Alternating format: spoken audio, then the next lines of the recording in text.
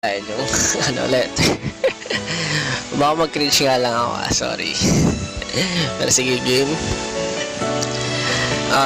Dear Sejun, I will always be thankful and grateful to you because you always put your whole effort when it comes to making music for the group. Alam ko, hindi right naman now, dapat mapabilang sa isang group ang pangarap mo dati. Pero after ng debut natin, nakita ko talaga na nag-adjust ka for us. Malaking adjustments din yung mga ginawa mo for us para mag-meet tayo halfway, lalo na sa mga beliefs and ideas. And thank you.